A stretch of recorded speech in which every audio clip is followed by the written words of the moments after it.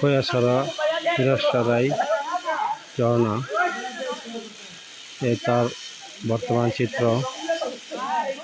আজ 14 এপ্রিল 2026।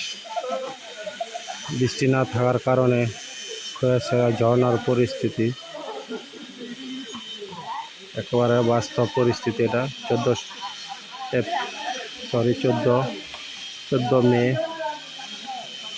মে 2026-এর একেবারে নাজেহাল অবস্থা। পানি না থাকার কারণে মানুষ পানি শূন্য অবস্থা।